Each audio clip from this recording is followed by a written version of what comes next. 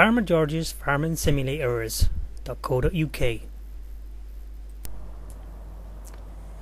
Hi, this is Farmer George. We're just going to have a quick start of Farming Simulator 2013 in the default map, normal mode, just to give a heads up to some people who are having difficulty starting the game, saying it's it's boring. Well, it is if you don't use CoursePlay.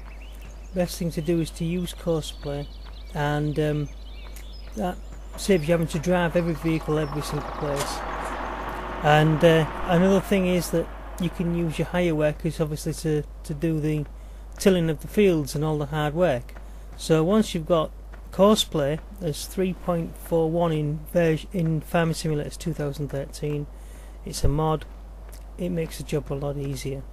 Anyway, this video is going to be mainly to do with just the game sounds, in-game sounds, so I hope you enjoy it, and I'll do one with commentary later. It's to the game guide.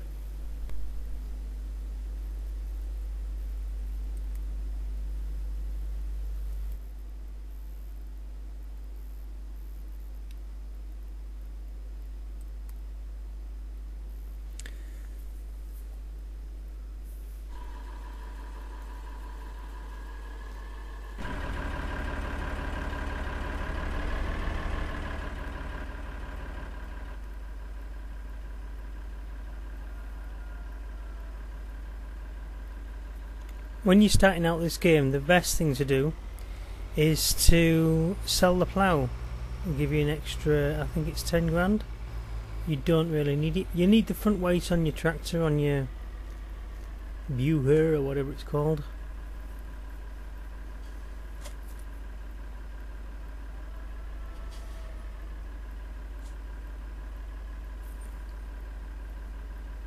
The plough's just not required. One of the faults with Farming Simulator. One of the things is that it doesn't matter whether you plough and then cultivate, you don't get any extra money. The crop doesn't grow any better, you don't get any better yield. It's also like that thing where if you do a test where you put a 3 metre wide harvester header on and you drive across a field that's harvested with wheat, one side of the wheat field wants to be sprayed and the other side not sprayed. The side that is sprayed will give you literally double the harvest in the harvester. So spraying is important, or fertilising, whichever you do, but if you spray and fertilise, it doesn't improve the crop at all. But the fault with the whole thing, like there's the money you'd get for that. We're going to just going back to the implement, the plough. If you put it in the sale area, you'll get about 20% more money for it. So that area in the corner will get you slightly more money for it than if you just sell it when it's on the field. That's why I brought it here.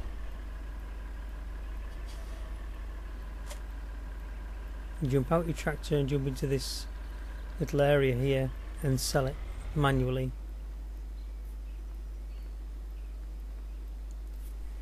Pardon me.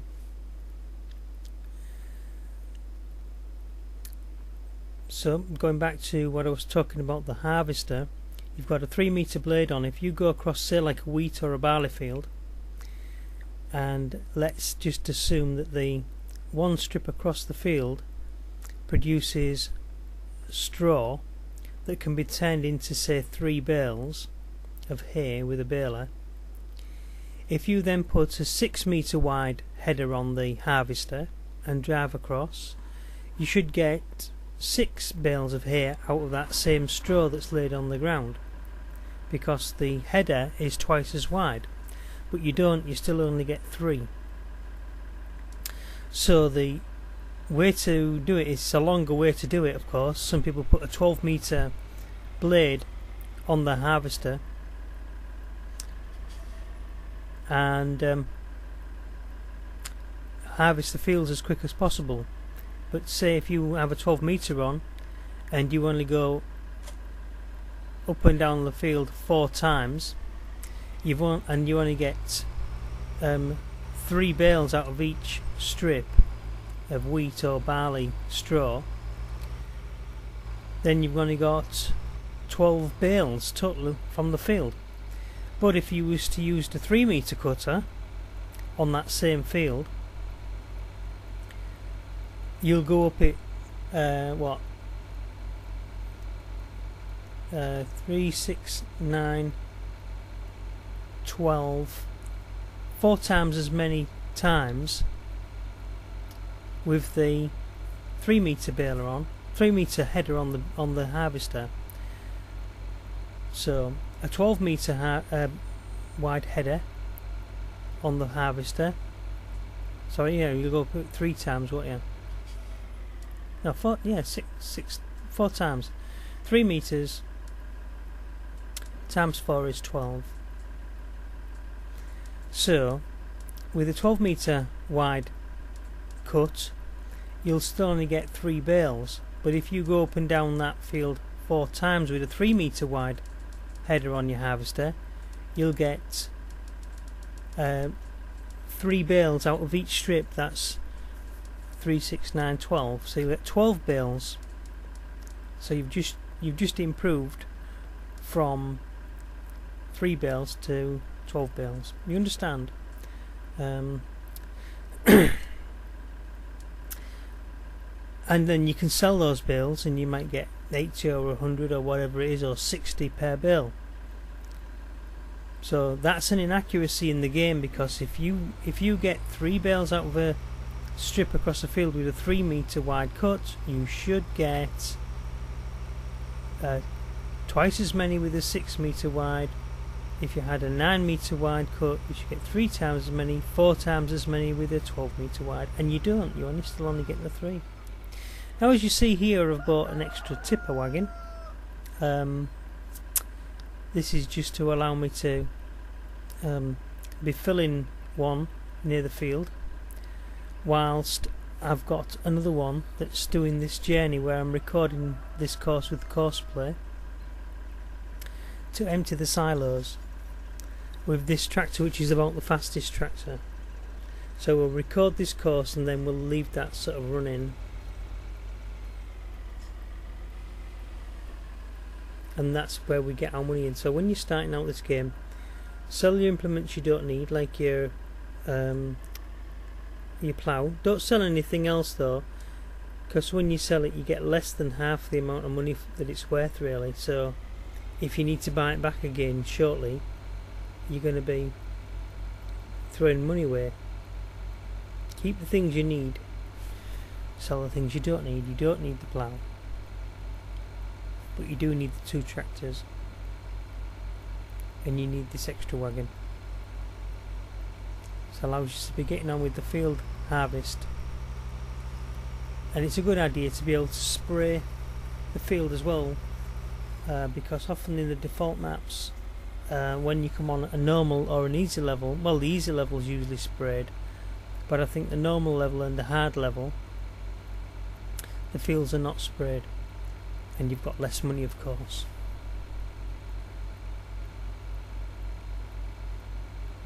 I don't know why it is when other people are making these videos that they have all the thud music on all the time, because it sounds ridiculous. You know, if anything, you should be playing "I am a cider drinker, I drinks it all of the day." But we don't want to listen to all that. We just want to listen to the in-game sounds and somebody doing a bit of commentary. There's nothing more annoying than, you know, watching a game play without any commentary on it,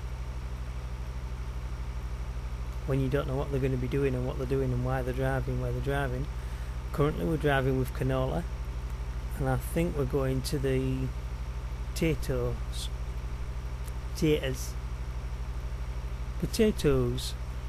You say potato, I say potato, potato, potato. Mash spud. Let's call the whole thing off.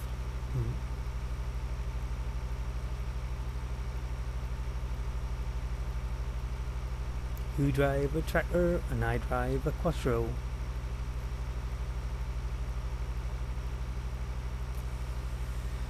Slow on these corners if you're using CoursePlay, because you don't want to be going over the road. It doesn't matter how fast you drive, because when you drive, replay the course. Oh, we're going in the that was a bit of a glitch. We're going in we've missed a video, haven't we? Obviously tipped.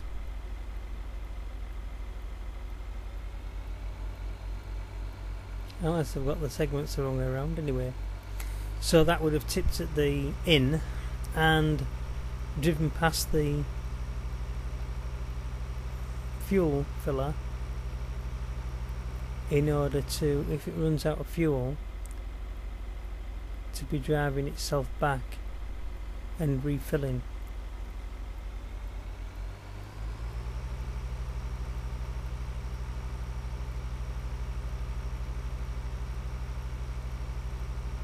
Obviously look through the sale points to see who's paying the highest money. Then you'll have to go and drive and find which sale points which. Pretty well self-explanatory. You can't mistake the inn for anything else, but it's often that people mistake the docks and the train yard and getting those mixed up. I don't know how they do it, but yeah. I've been in multiplayer games where even on this default map, you know, people I've asked them to take stuff to the dock and they've taken it to the train station. And the reason why I'd found that out is because when I've seen them playing their game recording back after the game's, you know, the session's over, they've taken it to the wrong place, and that answers the question why I didn't have enough money to buy what I was going to buy when we started a new game, because they haven't got enough money for the crop that I'd planned. So another tip here is that you should use the same direction around your farm. This is my in way on this default map, and you saw which side, the other side of those silos was my out way. So I'm going to pull up to here and let it fill. Well, it won't fill because there's not enough in it. Set a waypoint, drive a little bit forward and set a stop.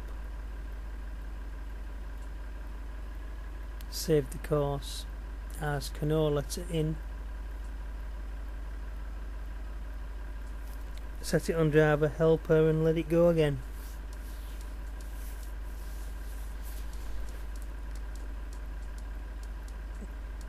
And there's certain different ways you can make these courses. You could either drive to the inn from the road, so you drive out from these silos and make yourself a course to the inn and back to the entrance of the farm where you're driving down that road.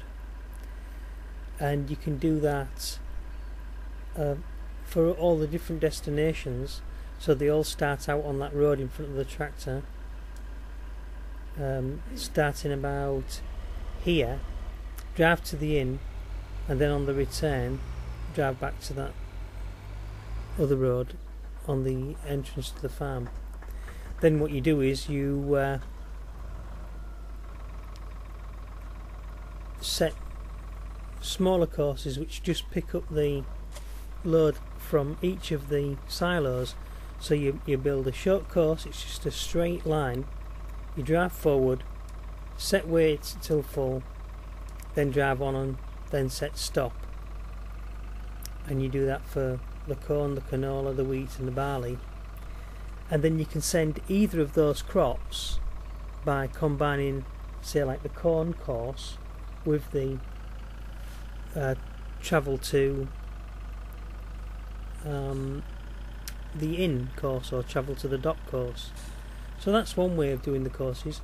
Another way would be to completely drive each course independently, so canola to the inn and back, stopping under the canola to refill, then drive another course for the canola to the docks, you know, and call it canola to docks, then drive another course for the canola to wherever, and then you'd have to build another course for the corn to the docks and the corn to the inn, etc., all over and over and over again. Spuds and beets, and the same again for wheat, and the same again for barley.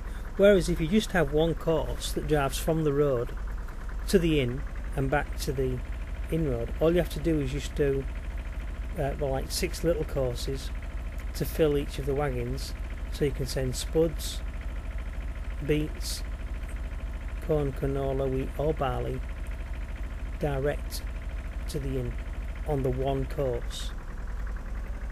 So you only need one course to the inn, one course to the docks, one course to the train station, and that's all your silos basically taken care of. Oh, one course to the mill, because there's a mill on this. Here we go, this is what it was diddling. I don't know why we missed that in the previous video. When I was building this video, I dragged the segments down because I've recorded it with Cam Studio, no sorry, with the Fraps, and then I'm compiling or rendering the video with Windows Movie Maker, which is where I put my titles on and how I'm putting my commentary on the top of it, because I usually do make the commentary during the video.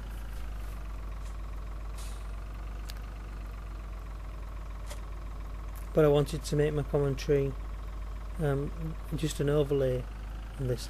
However, it is 8 months since I made this video, and I did have a commentary on it before, and it was uploaded to YouTube the first time round, but for some reason I think I had a TV on in the background and YouTube decided to mute the video sound, so you know, that was pointless. And I pulled about, I don't know, 8 videos from YouTube back in December on my other YouTube Farming Simulators account, and the ones I left up there got destroyed. You've just been watching Farmer George's Farming Simulators from farmingsimulators.co.uk. Please remember to subscribe, like and share this video, and visit farmingsimulators.co.uk.